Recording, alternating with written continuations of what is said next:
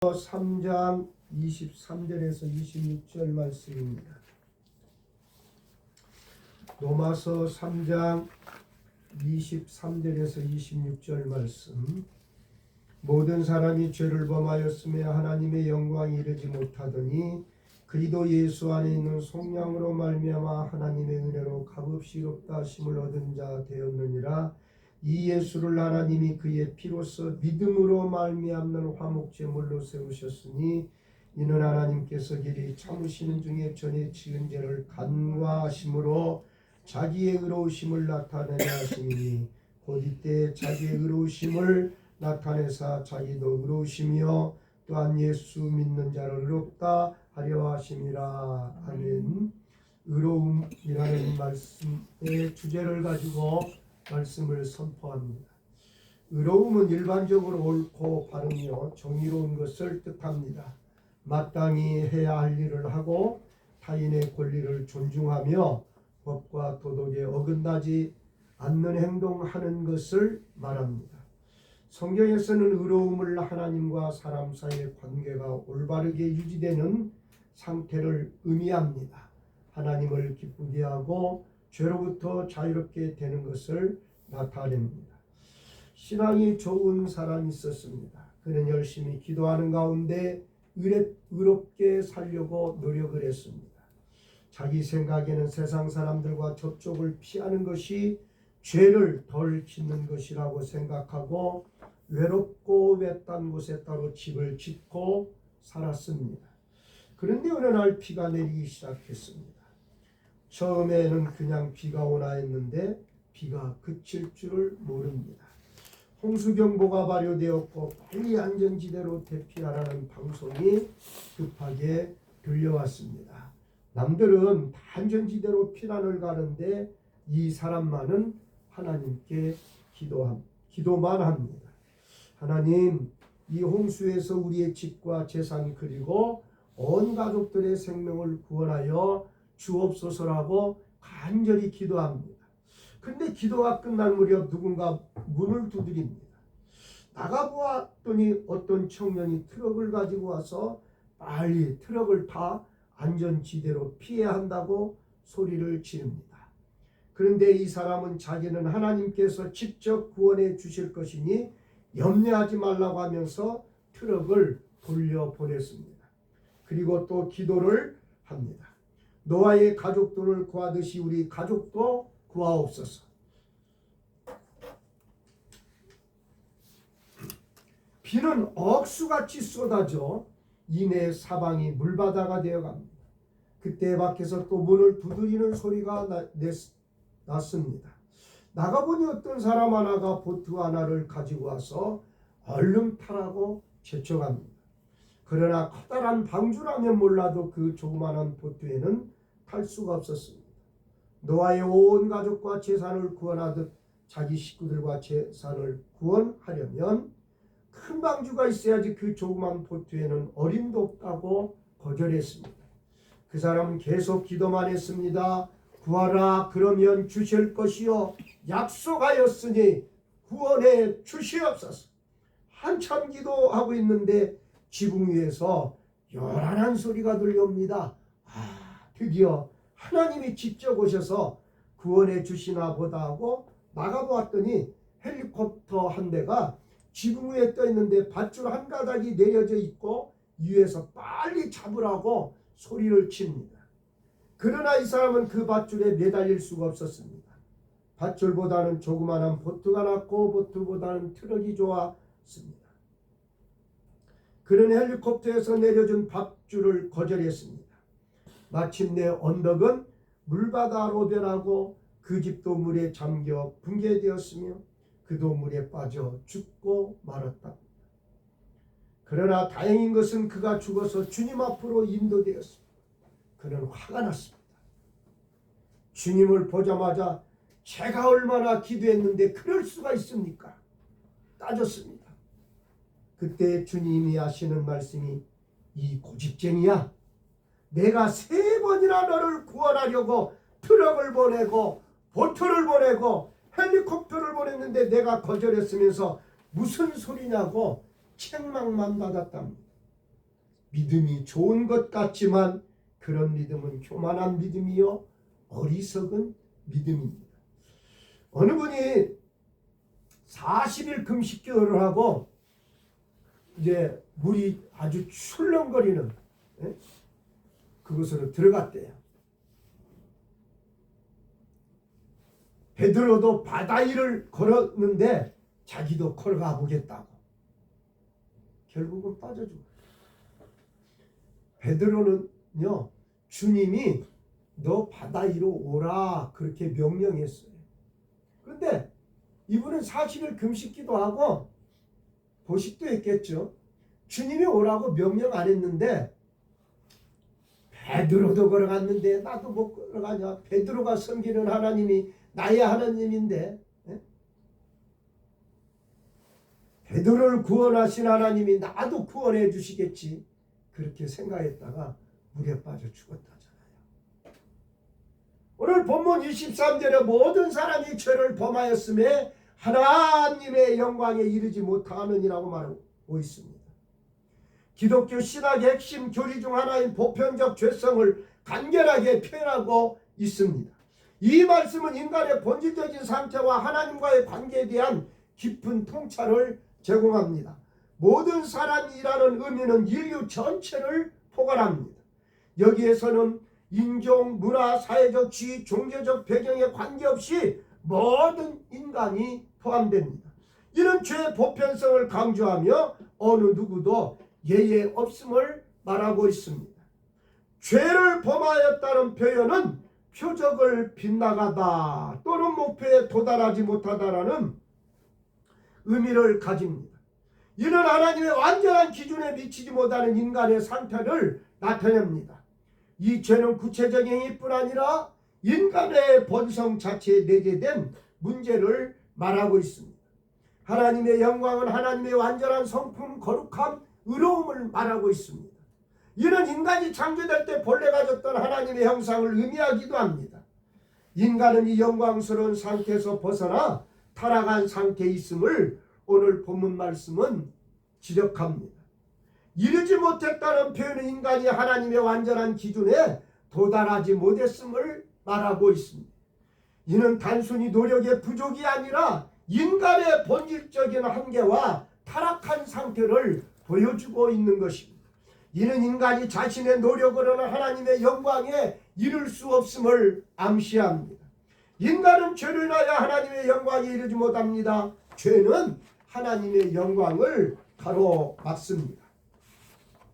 모든 사람이 죄를 범하여 한 사람도 하나님의 영광에 이르지 못하게 되었습니다. 영광에 이르지 못한다는 것은 우리가 하나님께 나갈 수 없다는 말입니다. 거룩하신 하나님이 죄인과 함께 하실 수 없다는 말입니다. 하나님이 죄악된 우리 가운데 거하실 수 없습니다. 우리는 죄로 인하여 우리 삶에서 하나님의 이름을 영광스럽게 하지 못할 때도 있습니다. 우리와 함께 하시는 하나님의 영광을 볼 수 없습니다. 하나님의 능력을 체험할 수 없고 하나님의 사랑을 체험할 수 없고 하나님의 살아계심을 체험할 수 없습니다. 하나님 나라에 갈 수도 없습니다. 인간은 죄로 인하여 지금도 고통 중에 살고 죽어서도 영원히 지옥에 가서 고통받고 살아야 합니다. 모든 인간이 태어날 때부터 죄의 영향 아래 있음을 성경은 말해줍니다. 인간의 전적 타락입니다. 인간의 모든 부분이 죄의 영향을 받았음을 의미하고 모든 인간이 구원에 필요한 상태임을 보여주고 있고 인간이 자력으로는 구원받을 수 없음을 말씀해주고 있는 말씀이 오늘 본문 23절에 나오는 말씀입니다. 우리를 그리스도의 십자가로 인도합니다. 모든 인간이 죄인이라는 현실은 그리스도의 구속사역의 필요성과 그 위대함을 더욱 부각시킵니다. 그러므로 이 구절은 복음의 핵심을 이해하는 데 필수적인 기초가 되며 우리의 신앙생활 전반에 걸쳐 지속적으로 묵상하고 적용해야 할 중요한 진리입니다. 24절 말씀입니다. 그리스도 예수 안에 있는 속량으로 말미암아 하나님의 은혜로 값없이 의롭다 하심을 얻은 자 되었느니라고 말씀합니다. 본문은 모든 믿는 사람들이 차별 없이 의롭다 하심을 얻는 까닭을 말씀합니다. 그 까닭은 모든 사람이 죄를 범했고 하나님의 영광에 이르지 못했으나 그리도 예수 안에는 속량으로 말미암아 죄인이 예수 그리스도를 믿음으로 하나님의 은혜로 값없이 의롭다 하심을 얻었기 때문입니다. 믿음으로 얻는 의는 행위로 얻는 의와 대조됩니다. 이것은 하나님의 전적인 은혜요 값없이 거저 얻는 의입니다. 이런 의가 가능한 것은 예수 그리스도께서 죄인을 위해서 구속을 이루셨기 때문입니다. 구속이란 값을 주고 산다는 말입니다. 속전을 지불하고 노예를 사는 것을 말합니다.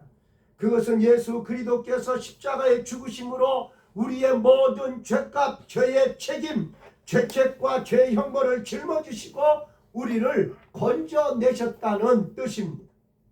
그러므로 예수 그리스도를 믿는 자는 누구나 예수 그리스도의 십자가의 보배로운 피로 죄의 씻음과 의롭다 하심을 얻는 것입니다. 이것이 구원입니다. 하나님의 은혜로는 구원의 근원이 전적으로 하나님의 은혜에 있음을 강조합니다. 은혜는 받을 자격이 없는 자에게 베푸시는 호의를 의미합니다. 이는 인간의 어떤 공로나 노력이 아닌 하나님의 일반적인 사랑과 자비에서 비롯된 것입니다. 값없이는 구원이 무상으로 주어짐을 나타냅니다. 인간이 지불해야 할 대가가 없다는 의미로 이는 하나님의 은혜의 본질을 더욱 강조합니다. 우리는 구원을 살 수도 얻을 수도 없으며 오직 선물로 받았습니다. 의롭다 하심을 얻은 자 되었느니라. 의롭다 하심은 하나님께서 값없이 베푸시는 은혜의 행위로서 하나님께서 우리의 모든 죄를 용서하시고 우리를 하나님 앞에서 의롭다고 여겨 받아주시는 것입니다. 이유는 오직 예수 그리스도께서 우리에게 전가된 것이며 오직 믿음으로만 받는 겁니다.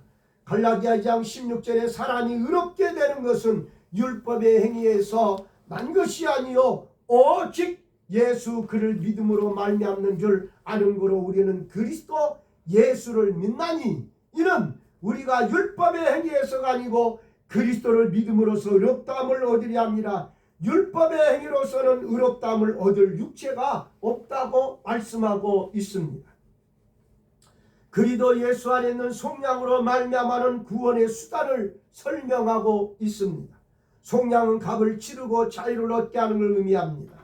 예수 그리스도께서 십자가에 죽으심으로써 우리의 죄값을 대신 치르셨고 이를 통해 우리가 구원받게 되었음을 말합니다. 본문은 하나님의 공의로우심과 사랑하심이 어떻게 조화를 이루는지 보여줍니다. 하나님은 죄에 대해 공의로우시면서 동시에 죄인을 사랑하사 구원의 길을 마련하셨습니다. 어거스틴이 이 구절을 통해 인간의 전적 타락과 하나님의 은혜의 필요성을 강조했고 어거스틴은 구원이 전적으로 하나님의 선택과 은혜에 달려있다고 주장했습니다. 마틴 루터에게 이 구절은 종교개혁의 힘이 되었습니다. 오직 은혜로 오직 믿음으로의 교리의 성경적 근거로 사용되었습니다. 깔뱅은 이 구절을 통해 하나님의 주권적 선택과 예정론을 발전시켰습니다. 구원이 전적으로 하나님 은혜에 달려있다는 점을 강조했습니다. 본문은 기독교 복음의 핵심을 간결하면서도 깊이 있게 표현하고 있습니다. 하나님의 은혜, 그리도 속죄의 사역, 칭의와 교리라는 중요한 신학적 개념들을 담고 있습니다.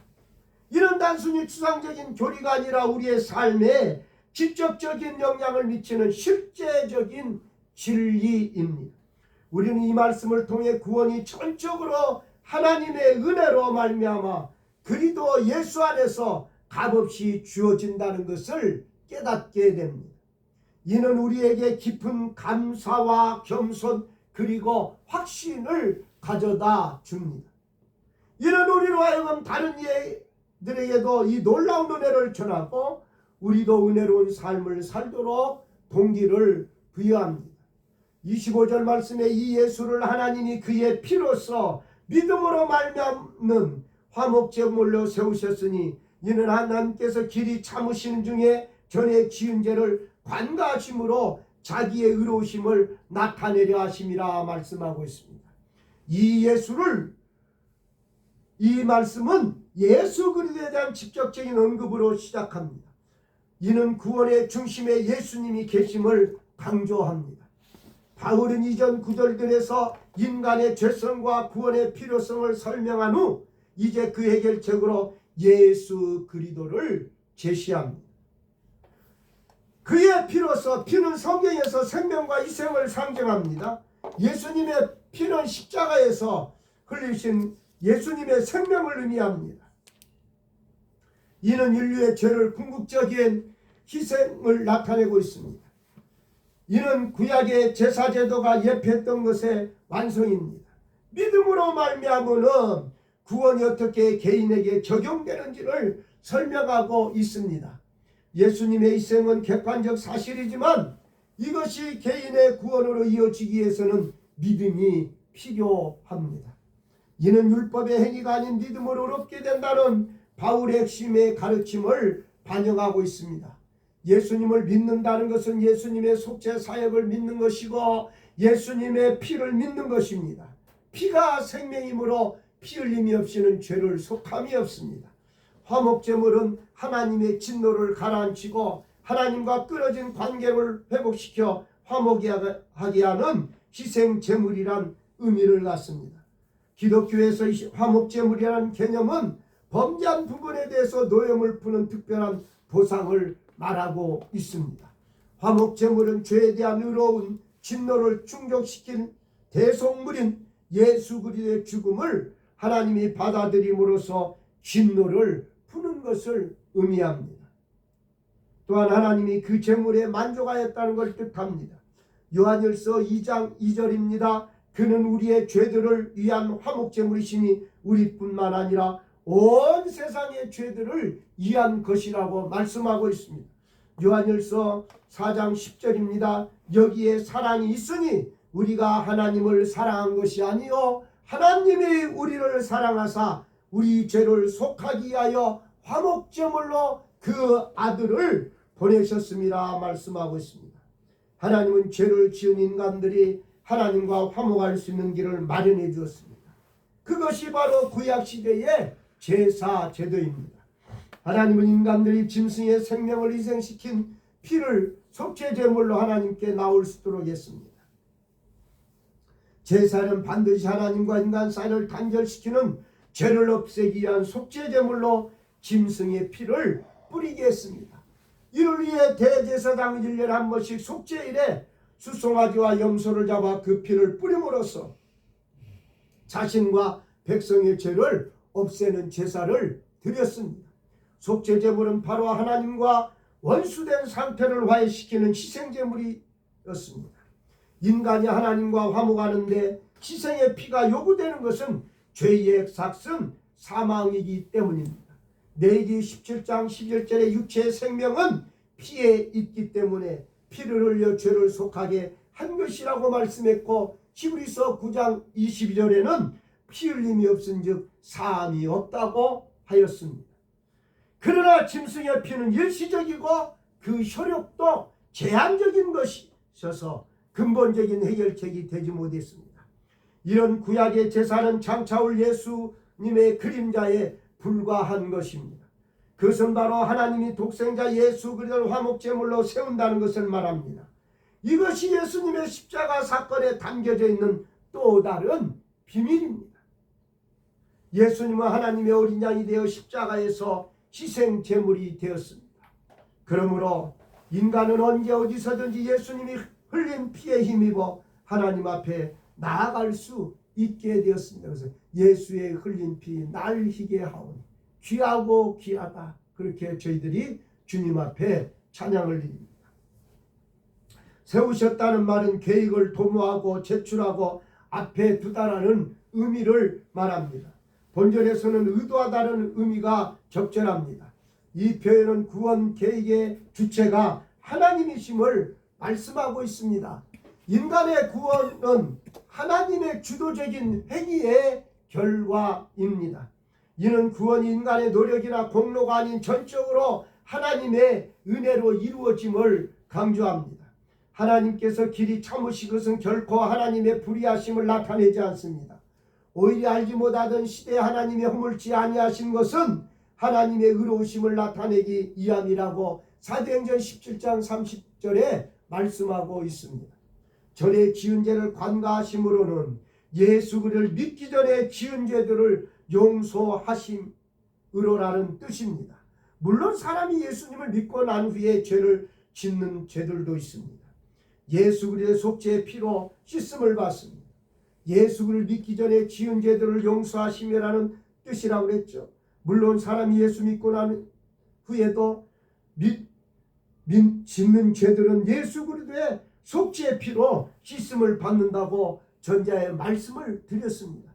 하나님께서 죄인들을 무조건 의롭다고 간주하신다면 그런 판단 자체가 불의하셨던 것입니다. 그러나 하나님이 죄인들의 죄의 형벌을 대신 담당하신 그리스도의 속죄 사역에 근거하여 예수님 믿는 자들을 의롭다고 하셨으므로 그것은 의로운 판단이시요 의로운 행위신 겁니다. 이와 같이 예수 그리스도의 십자가 대속 사역으로 인한 의롭다 하심 칭의의 진리는 하나님의 공의로우심을 증거합니다. 또한 예수님 믿는 자들이 받는 의의 정당함을 증거합니다. 하나님께서 택자들의 모든 죄를 예수 그리스도께 전가시키셨으므로 그들을 의롭다고 정당하게 선포하실 수 있다는 뜻입니다. 이 구절은 기독교 신학의 핵심 교리인 속죄와 구원에 대한 깊은 통찰을 제공합니다. 예수 그리스도의 십자가 사역의 의미와 하나님의 공의와 사랑이 어떻게 조화를 이루는지를 설명하고 있습니다. 자기의 의로움을 나타내려 하시니 이 구절의 핵심은 하나님의 의로움을 나타내는 겁니다. 하나님은 죄를 그냥 넘어가시는 분이 아니라 공의로우신 분입니다. 예수 그리스도를 통한 구원의 계획은 하나님의 사랑과 공의가 어떻게 완벽하게 조화를 이루어 주는가를 보여주고 있습니다. 예수님의 죽음이 우리의 죄를 위한 대속적인 희생을 말하고 있습니다. 믿음으로 업담을 받는 것을 말씀하고 있습니다.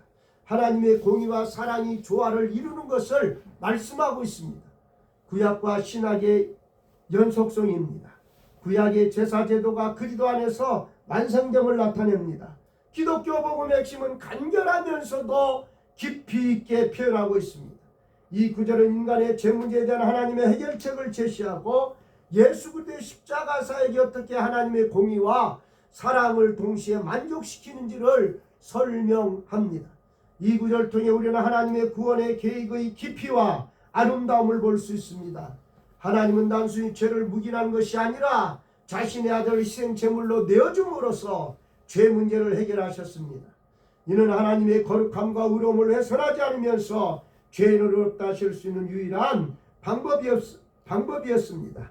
또 이 구절은 구원에 있어서 하나님의 주도성과 인간의 책임을 균형 있게 제시해야 합니다. 구원은 전적으로 하나님의 은혜로 이루어지지만 동시에 개인의 믿음이라는 반응을 요구합니다. 이는 구원이 하나님과 인간 사이의 관계적 차원임을 보여줍니다. 본문은 우리에게 깊은 감사와 경외심을 불러일으킵니다.